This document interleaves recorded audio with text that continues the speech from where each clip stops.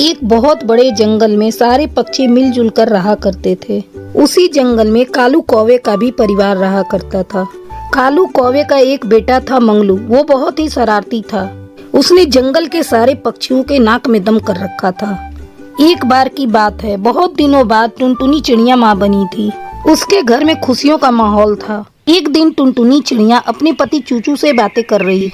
चूचू, बड़े दिनों बाद हमें माँ बाप बनने का सुख दिया है। हम अपने बच्चे को कोई कष्ट नहीं होने देंगे।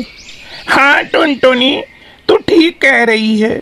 और हम अपने बच्चे को अच्छा संस्कार देंगे ताकि वह बड़ा होकर जरूरतमंदों की सेवा कर सके और सबका आदर सत्कार करे।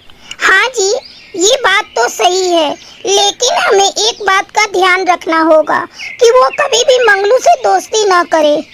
आपने देखा है ना, मंगलू सभी पक्षियों को कैसे परेशान करता रहता है।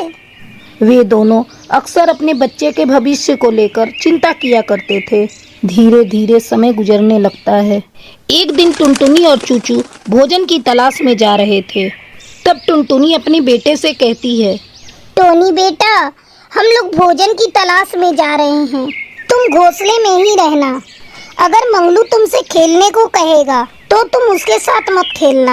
ठीक है माँ, मैं घोंसले में रहकर आपका इंतजार करूंगा और किसी के साथ खेलने बाहर नहीं जाऊंगा। दोनों पति पत्नी निश्चिंत होकर चले जाते हैं।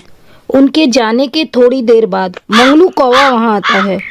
टोनी, अरे ओ टोनी, ये ले, मैं तेरे लिए मूंगफली लेकर आया हूँ। जरा खाकर तो देख, ये कितने स्वादिष्ट हैं।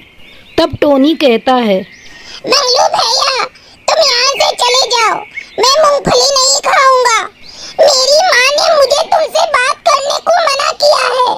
ये सुनकर मंगलू को बहुत गुस्सा आता है, लेकिन वो अपने गुस्से पर काबू करके टोनी से एक गिलास पानी मांगता है। टोनी संस्कारी बच्चा था। वो मंगलू को ठंडा पानी पीने को देता है। पानी पीकर मंगलू टोनी की खूब पिटाई करता है और कहता है, अपनी माँ को बता देना कि तेरी ये हालत मैंने की है। तेरे माँ बाप मेरा कुछ नहीं बिगाड़ पाएंगे। इतना कहकर मंगलू वहाँ से चला जाता है।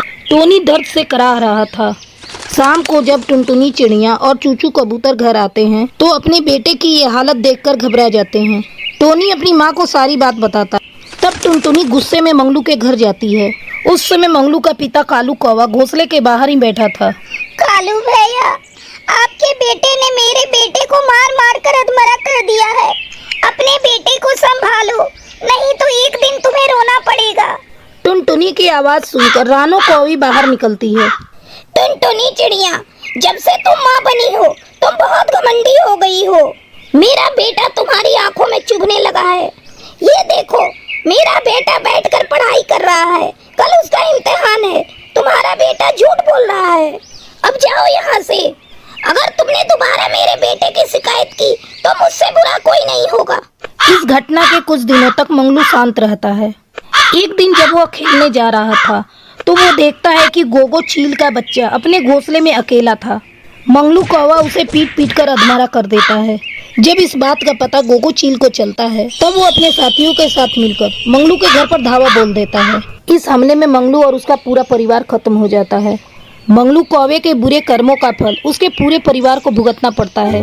उस दिन के बाद से जंगल के सभी पक्षी खुशी खुशी रहने लगते हैं।